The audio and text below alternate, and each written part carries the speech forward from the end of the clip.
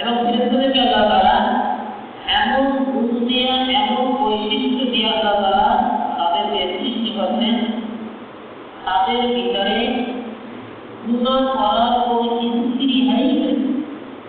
গুনাহ কি জিনিস, আল্লাহ তাআলা অপছন্দ কি জিনিস, এইটা তারা বলে না, এই স্ত্রী নেই তাদের ভিতরে নেই।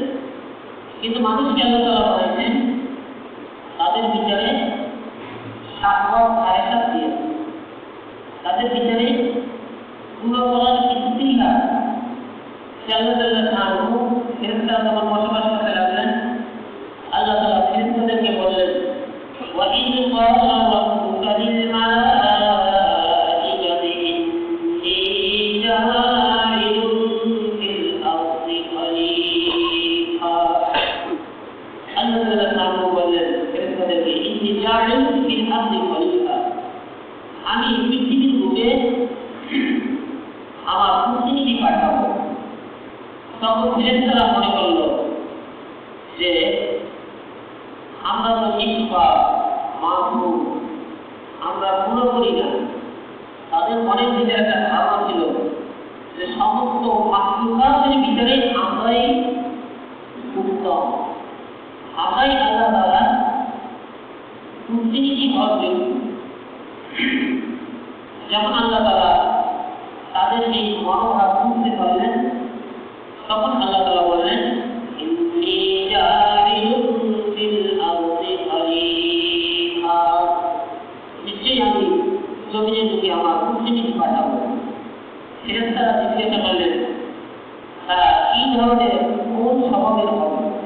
আল্লাহ তাআলা বললেন তাদের ভিতরে তারা যদি ইচ্ছা করে গুনাহে লিপ্ত হইতে পারবে, আর তারা যদি ইচ্ছা করে গুনাহ থেকে বিরত থাকতে পারবে।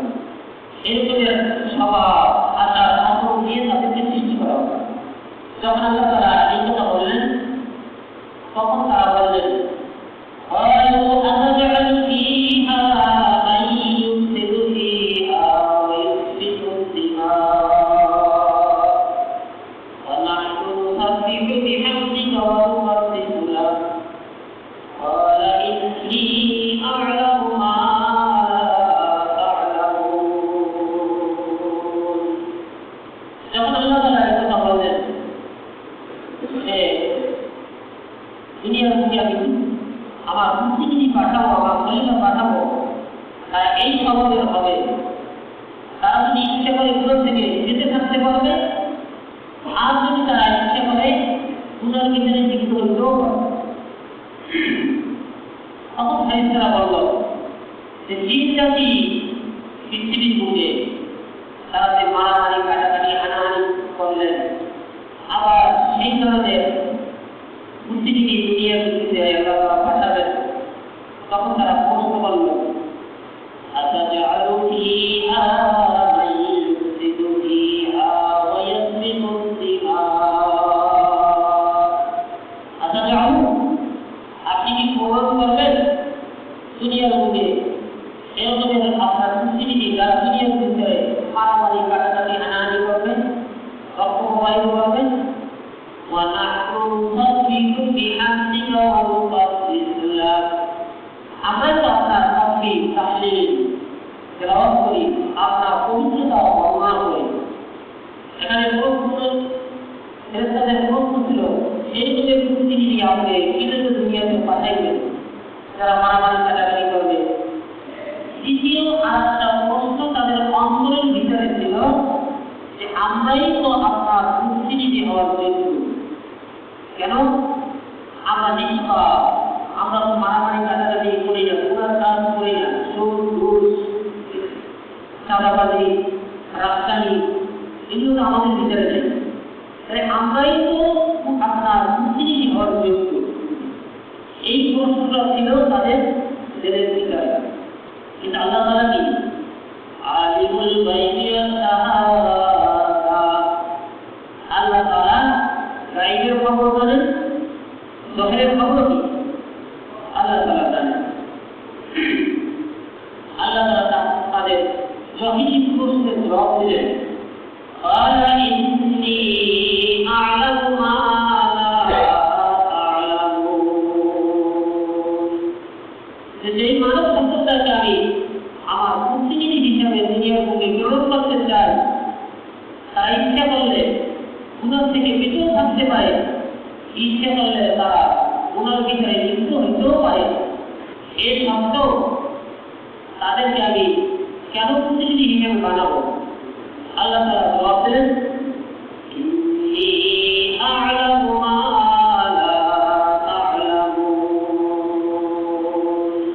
নিশ্চয়ই আমি যা জানি তোমরা তা জানো না।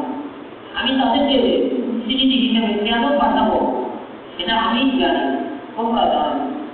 আসলে তো প্রতিনিধি হওয়ার যোগ্য তারাই যাদের ভিতরে পাপের আকর্ষণ আছে, পাপ করার ক্ষেত্র আছে, কিন্তু আল্লাহ তাআলার ভয়ে পাপের থেকে তারা বেঁচে থাকে। তারাই আল্লাহ তাআলার খলিফা হওয়ার উপযোগী, তারাই আল্লাহ তাআলার প্রতিনিধি হওয়ার উপযোগী। আল্লাহ তাআলা তাদের প্রথম পুরুষদের জবাব দিলেন, ইন্নী আ'লামু মা লা তা'লামুন, আমি যা জানি তোমরা তা জানো না।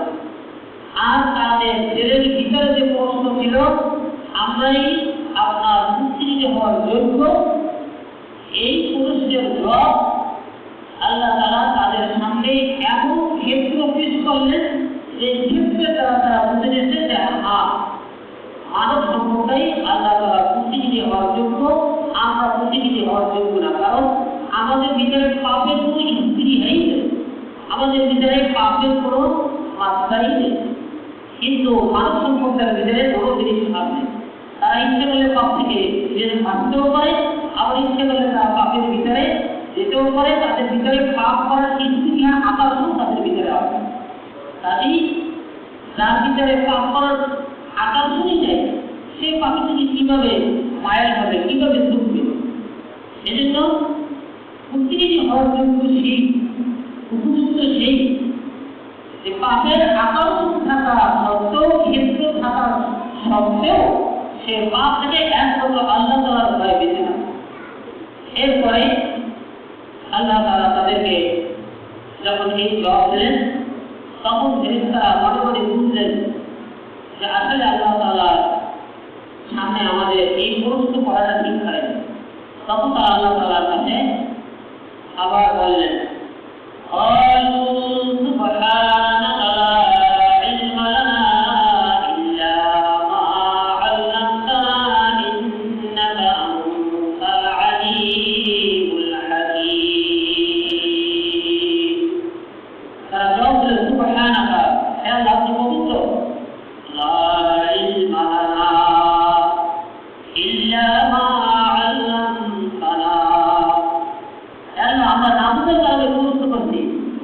আমাদের তো এলম সীমিত, জ্ঞান সীমিত, আপনি আমাদেরকে যতটুকু দান করছেন এতটুকুই আমরা জানি, এর বেশি আমরা জানি না।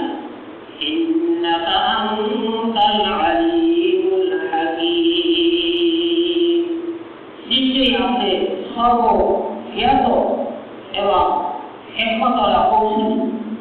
ফেরেশতারা যখন অনুভব করল যে আমাদের প্রশ্ন করাটা ঠিক হয় নাই, এটা গুনাহ, তখন তারা গুনাহ মাফের অভিযানের জন্য আল্লাহ তাআলা তাআলা চতুর্থ আসমানে যে বাইতুল মামুর তৈরি করতেন, এই বাইতুল মামুরকে তারা তওয়াফ করলেন গুনাহ মাফের অভিযান হিসেবে। বাইতুল মামুরকে তওয়াফ করে তারা আল্লাহ তাআলার কাছে মাফ চাইলেন যে আল্লাহ আমাদেরকে ক্ষমা করে দিন, আমরা বুঝি নাই, জানি নাই, যে না বোঝার কারণে আপনার কাছে আমরা প্রশ্ন করি। আল্লাহ তাআলা বললেন, না বুঝে প্রশ্ন করলে তাদের গুনাহ নাই, অন্যায় নাই, কিন্তু তারপরেও তোমরা গুনাহ মাফের জন্য বাইতুল মামুরকে তওয়াফ করছো। কিন্তু আমি সেই আমার প্রতিনিধিদেরকে দুনিয়াতে প্রেরণ করবো, তাদের ছেলের ভিতরে থাকবে পাপের আকর্ষণ এবং সামনে থাকবে পাপের ক্ষেত্র। তারা যদি অন্যায় করে বসে, পাপ করে বসে, তাহলে তারা তাদের পাপকে মোচন করার জন্য তারা তো চতুর্থ আসমানে বাইতুল মামুরে আসতে পারবে না, আপনারা তওয়াফ করতে পারবে না। আল্লাহ জাল্লাল্লাহু বলেন, আমার বাইতুল মামুর সোজা একদম নিচে বরাবর সেখানে আমার একটা ঘর তৈরি করে। দুনিয়ার মানুষ যদি পাপে লিপ্ত হয়ে যায় তখন যখন তারা এই বাইতুল্লাহকে তারা তওয়াফ করবে, এই বাইতুল্লাহ তওয়াফের বিদায় আমি তাদের জীবনের গুনাহকে মাফ করে তাদেরকে মাসুম নিষ্পাপ করে দেব। তখন ফেরেশতারা বাইতুল মামুর সুদা সরাসরি নিচে এসে আল্লাহ তাআলা বাইতুল্লাহকে প্রতিষ্ঠিত করলেন। হযরত আদম আলাইহিস সালাম দুনিয়ার বুকে আসার প্রায় 2000 বছর আগে, 2000 বছর পরে যখন আদম আলাইহিস সালাম দুনিয়াতে আসলেন তখন 2000 বছরের আগের ঘর নিশ্চিত হয়ে গেছে। হযরত আদম আলাইহিস সালাম জান্নাতের পরিবেশে ছিলেন।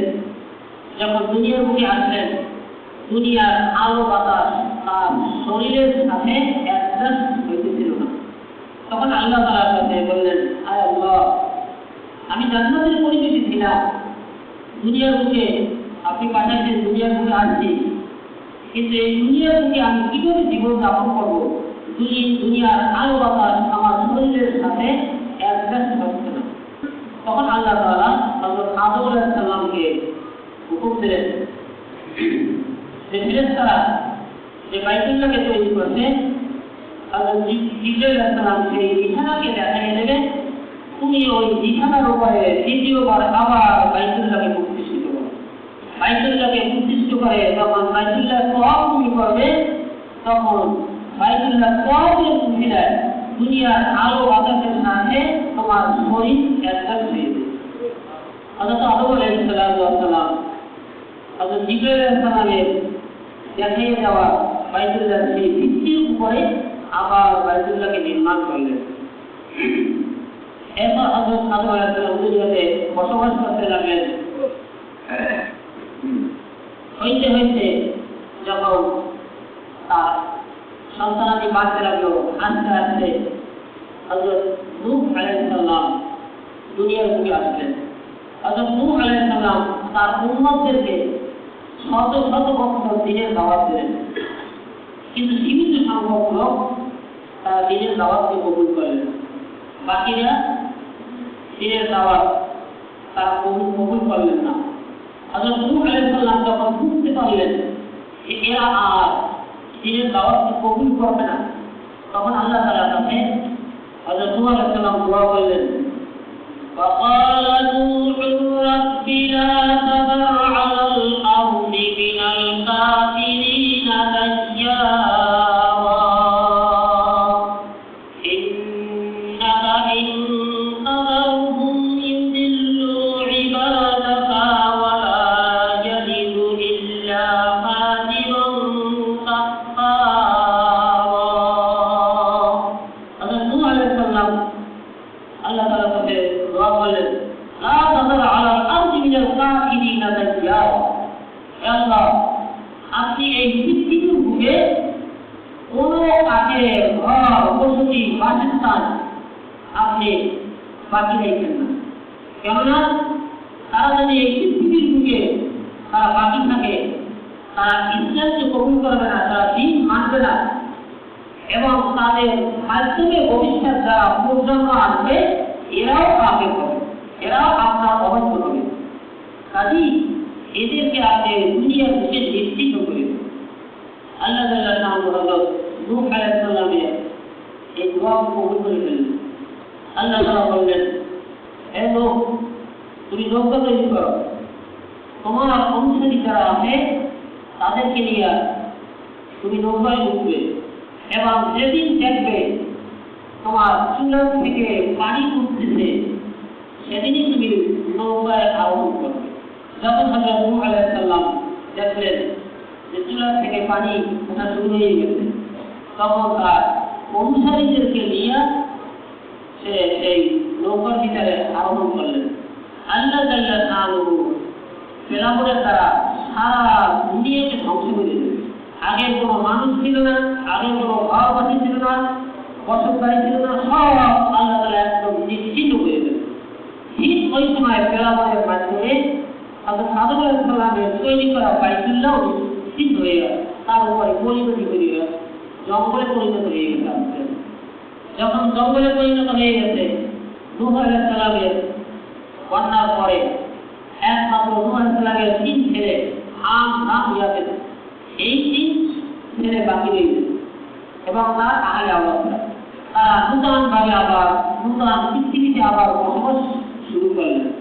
হইতে পরিকল্পিতভাবে তারা একটা শহর তৈরি করলেন, যেই শহরকে কোরআনের ভাষায় বাবেল শহর বলা হয় এবং বাবেল শহর বিভিন্ন প্রকৃতির মতে ইরাকের ভিতরে ছিল। হইতে নমরুদ এই বাবেল শহরের অধিপতি হয়ে বসলেন। নমরুদ যখন বাবেল শহরের অধিপতি হইলেন, সেটা সে বাদশাহ হইলেন, সে খোদাই দাবি করলেন। যখন সে খোদাই দাবি করে বসলেন এবং তার যার খোদা যারা ছিল তারা তার ইবাদত বন্দেগী করার জন্য তাকে নির্দেশ দিলেন, তখন একটি স্বপ্নের ভিতরে দেখলেন বাবেল শহরে এক খণ্ড আগুন পতিত হইয়া শহরকে জ্বালিয়ে সরকার হইল। এই স্বপ্ন দেখার পরে তখন তার শহরের ভিতরে যারা পণ্ডিত ছিল তাদেরকে ডাকলো, আমার স্বপ্নের ব্যাখ্যা দিল। তারা ব্যাখ্যা দিল, তোমার এই বাবেল শহরের ভিতরে এমন একটা সন্তান জন্মগ্রহণ করবে, সেই সন্তান জন্মগ্রহণ করার কারণে তোমার বাদশাহীও যাবে, তোমার খোদাইত্বও যাবে। তোমার বাদশাহীত্বও শেষ, তোমার খোদাইত্বও শেষ। নমরুদ বলল, এমন সন্তান আমার বাবেল শহরে জন্ম দেওয়া যাবে না। সে জন্ম নিয়ন্ত্রণের আইন পাস করল। আজ থেকে কোনো ব্যক্তি বাবেল শহরে সন্তান জন্ম দিতে পারবে না। এই পৃথিবীর বুকে সর্বপ্রথম এই নমরুদ জন্ম নিয়ন্ত্রণের আইন পাস করে। কিন্তু আল্লাহ তাআলা কি ইদা আরাদাল্লাহু শাইআন আইয়াকুলা লাহু কুন ফায়াকুন। ইদা আরাদাল্লাহু শাইআন আইয়াকুল কুন ফায়াকুন। আল্লাহ তাআলা যদি কোনো কাজ করার ইরাদা করেন, সে করেন, সারা পৃথিবীর সমস্ত মাখলুক মিলে সেটাকে উদ্রেক করার ক্ষমতা নেই। আল্লাহ তাআলা বলবেন কুন ফায়াকুন, হও, সাথে সাথে দিয়ে দেন। তো ডাইরেক্টর হিসেবে বানাইলেন আদরকে, ইব্রাহিম আলাইহিস সালামের পিতা আদরকে। আল্লাহ তাআলা বলেন, তুমি জন্ম নিয়ন্ত্রণের ডাইরেক্টর যাকে বানাইতো, আমি তার ঘরেই এই সন্তানকে জন্ম দিয়েছিলাম।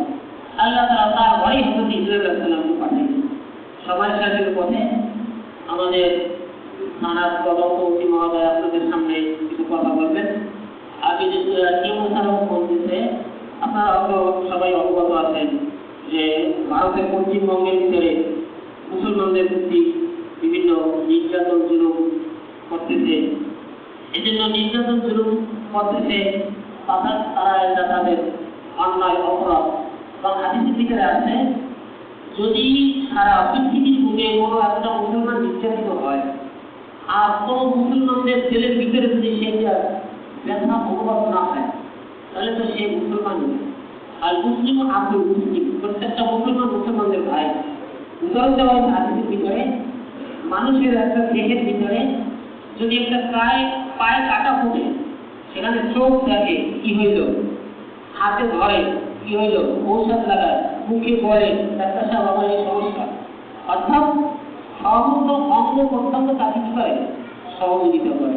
ঠিক একটা মুসলমান, সমস্ত পৃথিবীর মুসলমান একটা শরীরের অঙ্গের মতো। এই জন্য আমরা দুঃখিত যে আমাদের মুসলমানদের প্রতি আজকে সারা পৃথিবীর ভিতরে নির্যাতন নিষ্পীড়ন চলতেছে। এর বড় কারণ, আমরা মুসলমানরা আজকে মুসলমানিত্বের উপরে নাই। মুসলমানরা যদি আজকে আমরা মুসলমানিত্বের উপরে থাকতাম, তাহলে সারা পৃথিবীর অমুসলিমরা মুসলমানদের ভয়ে সরকার হয়ে কাঁপত।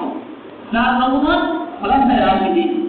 হযরত ওমর রাদিয়াল্লাহু তাআলা গাছতলা বাস করতেন, তার ভয়ে অমুসলিমরা সরকার হয়ে কাঁপত।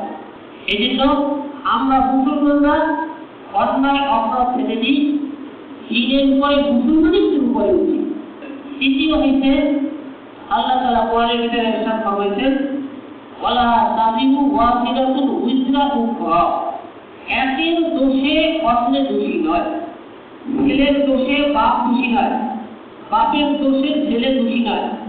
ছেলে যখন স্বয়ং সম্পূর্ণ হয়, সে যদি অন্যায় করে, তার বিচার কি বাপের হবে? বাপের হবে না, ছেলেরই হবে। ঠিক তদ্রূপ যারা মুসলমানদের প্রতি অন্যায় অপরাধ করতেছে তাদেরই বিচার হওয়া দরকার। কিন্তু আমাদের দেশে যারা অমুসলিম আছে, হিন্দু আছে, এই দোষে তারা কি না? দোষী না। এই কারণে তাদের প্রতি আমাদের কি করা যাবে না? নির্যাতন, জুলুম, কটাক্ষ তাদের প্রতি করা যাবে না। কারণ একের দোষ আছে কি না? দোষী না। এই জন্য আমাদের ভিতরে যেন এই সহিংসতা কাজ না করে, আল্লাহ তাআলা আমাদেরকে আমল করার জন্য